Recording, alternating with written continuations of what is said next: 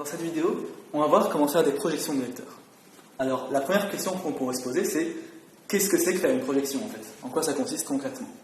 Eh bien, ce que c'est, la projection, c'est qu'on va prendre un vecteur A et qu'on va l'exprimer en fonction de deux autres vecteurs d'une base orthogonale. Ça va servir pour plein de trucs. Déjà dans les exercices que vous aurez au CC, mais aussi indirectement dans beaucoup d'exercices de dynamique, dans tous les exercices de dynamique même, et puis dans plein d'autres domaines de la physique plus tard. Voilà, donc c'est impératif de maîtriser les projections. Donc en pratique, comment on s'y prend? Eh bien, ici, je vous ai dessiné une figure avec un vecteur A qu'on va vouloir projeter en fonction de deux vecteurs I et J. Voilà. Et la seule chose qu'on sait de ce vecteur A, c'est qu'il forme un angle θ avec le vecteur J.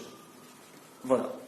Alors, comment on s'y prend? Eh bien, déjà, il faut savoir qu'avec ça, on n'a pas toutes les informations, d'accord? Donc, la première chose que vous devez faire à chaque fois, c'est compléter la figure. Quand je dis compléter, c'est-à-dire que vous allez toujours devoir rajouter les vecteurs opposés. Ici, on a un vecteur J, on va rajouter le vecteur moins J ici. De même, on a un vecteur I, on va rajouter le vecteur moins I de ce côté-là. Voilà. Alors, pourquoi est-ce qu'on fait ça? Parce que maintenant, notre vecteur A, eh bien, vous le voyez, il est encadré entre guillemets. C'est-à-dire qu'il est entre deux vecteurs qui forment un angle droit entre eux. Voilà. Et vous allez voir pourquoi ça va nous servir. En fait, ici, on peut distinguer deux côtés. D'abord, on va avoir le côté adjacent, ici.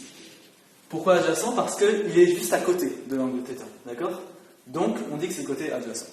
Et puis, vous l'aurez peut-être deviné, mais ici, on va écrire ce qu'on appelle le côté opposé, voilà. Donc, là, j'ai donné deux définitions, côté adjacent, côté opposé. Et pourquoi est-ce qu'on les donne? Parce que maintenant, on peut écrire un truc. En fait, on peut dire que pour créer le vecteur A, on va toujours avancer de cos θ dans la direction du côté adjacent, donc dans la direction de J. Voilà. Et en plus, on va avancer de sin θ dans la direction du côté opposé, d'accord? Donc c'est ce que je marque ici, plus sin θ fois le vecteur moins I, du coup, d'accord? On avance dans la direction de moins I. Et voilà, on a fait la projection. Donc maintenant, on a juste à simplifier un petit peu tout ça. En l'occurrence, on a juste un moins ici. Comme on peut très bien faire passer de moins ici, et bien c'est ce qu'on va faire. Donc on va simplement écrire que A est égal à cos θ fois J moins sin θ fois I. Et voilà, vous avez fait une projection.